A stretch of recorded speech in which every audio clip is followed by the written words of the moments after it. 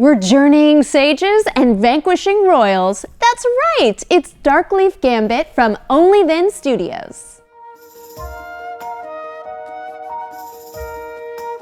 In this asymmetrical duel of deeds in darkness, two players take the role of clan leaders, each commanding a retinue of units in a fight for the soul of Hagedorn. That's the name of the forest realm we're warring over. Utilizing a chess set, because it's basically a chest expansion, along with added clan boards, tokens, and dice, Darkleaf Gambit brings a new type of tactical tussle to your table. Players move and activate their unique units over a series of turns, and the first player to complete their individual victory condition wins the game. Setup begins with a chessboard.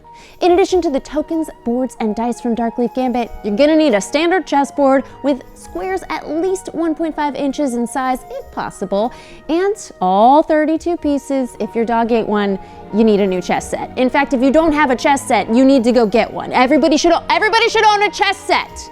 Everybody should own a chess set. The next time I see you, I wanna see a chess set in your background. Anyway, if you can't get one immediately, a print and play chessboard and pieces are available from the Only Then Studios website. Set the board in the middle of the table. The chess battlefield is now the mythical forest of Hagedorn. Each player selects a clan to play for the game and takes the corresponding clan board, clan guide, and 6 dice known as the bones. They also take one player aid card. Players then follow their clan guide instructions to place chess pieces in the starting position on the board, keeping leftover pawns, knights, and bishops off the board nearby. That area is known as Hagedorn's Graveyard. They also take sets of fate chips, which come in 6 colors of 6 each, adding one of each color to each of the round skill slots on their clan board. The chips are not clan specific, and any color can be assigned to any skill. Each player also takes one relic token and places it in the Hagedorn's Will slot of their clan board, setting the remaining relic tokens in a common supply nearby. The player who last lost a game of Darkleaf Gambit, or some other game if this is your first time, chooses one side of the Hagedorn's Will card to play, either blessings or curses. Set this nearby with the 12-sided bone. Before we get into gameplay, let's look at some of the game's terminology and the transformation of the pieces, a glow-up if you will. The chessboard, or the Forest of Hagedorn, has 6 types of zones. Each space is known as a territory. A file is one of the 8 vertical columns of the board. A rank is any of the 8 horizontal rows. The seat is the rank nearest to the player. The range is the rank farthest from the player, and thus the opponent's seat. And the woods is all the territories between the seat and the range. In addition to the dice being known as bones, here are some important vocabulary changes in Darkleaf Gambit. Pawns are still pawns, as are knights. However, kings and queens are each known as a royal. Bishops are known as sages. A journey is the movement of a unit between territories or spaces, and a deed is an action some units can take specific to each clan. The clan board features a clan name and art, a path to victory, the win condition for that specific clan, a number of bone slots, and skill listings, the descriptions of which are on the clan guide.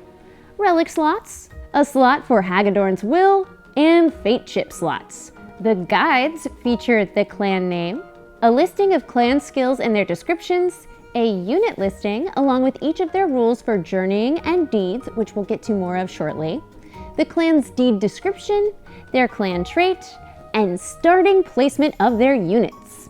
Gameplay occurs in turns, which begin with the player who commands the clan highest on this list, and then alternating between players. Each turn is divided into 5 phases: upkeep, declare intent, roll and execute, slot bones, and acquire power.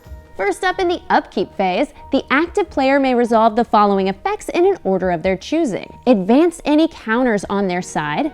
Bones are used to track skills or abilities with multi-turn durations. Any counters that would reach 0 resolve their effect immediately. They can also spend relic tokens on their board to activate any skill effects. We'll learn more about that shortly. And they may spend a Hagedorn's Will token and roll the d12 bone to determine which blessing or curse Hagedorn bestows upon the game. After resolving or passing on these options, the upkeep ends. Then, in the Declare Intent phase, the active player chooses either Journey or Deed. Journey involves one unit moving on the board, whereas Deed is a clan-unique action one unit can take. When journeying, the moving unit doesn't need to be specified in this step, but when committing a deed, the player must declare which unit is attempting it this turn. Then the player rolls and executes, rolling a bone and applying the result to the declared intent. When journeying, the value is applied to a unit's movement ability, factoring in any clan traits. If the destination territory isn't available, or if the player doesn't wish to move one of their units with that roll, they can choose not to move. A few notes on movement in Darkleaf Gambit. Each unit has their own movement rule for journeying. Once the bone is rolled, that is the exact number of territories a unit may move in the direction allowed according to the clan board. Additionally, journeys are always in a straight line, and if another unit is in the path, that journey cannot be executed. Some units have abilities that break this rule. Some units have this less than or equal to symbol, allowing them to move less than the roll total. All units have directional indicators, including all directions, limited directions, and sometimes no journeying movement at all. When executing a deed, the player applies the roll value and the deed's rule to determine if it succeeds or fails.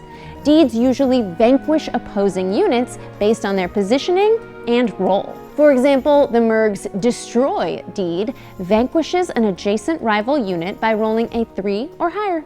Upon a successful destroy, the Merg unit moves into the vanquished rival's territory. Or the Huldra's Hunt. This vanquishes a rival unit occupying a territory at distance equivalent to the roll value, provided they have line of sight, meaning no units in the path. Then in the Slot Bones phase, the player places the rolled bone into a slot matching that number on their clan board. Some slots have a range of values, and others have slots for even or odd numbered bones.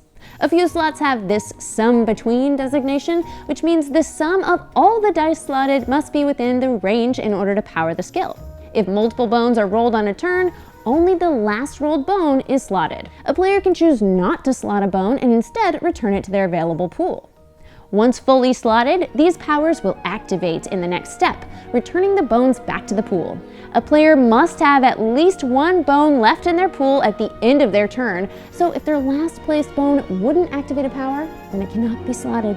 Finally, in the Acquire Power phase, the active player returns bones in any completed rows and gains the listed effect. There are 4 main types of powers. Miracles, which provide an instant effect. Relics, which allow the player to place a relic token in an open slot in the row. This can be spent on a later turn during the upkeep phase for its effect. Auras, which place a fate chip in Hagedorn on an applicable unit or territory. A single unit can have multiple auras, but only one of each type. And finally, laws, which also place a relic token in its slot, but the effect is ongoing for the rest of the game. And that's the turn structure. Turns alternate with players declaring intent, rolling bones, and vanquishing enemies. The first player to complete their unique path to victory wins the game. And that's the basics of Darkleaf Gambit from Only Then Studios. I'm Becca Scott, this is Good Time Society, and if you know what in Passat means, then like this video, subscribe to the channel, and come on back for more great games and good times. Bye-bye.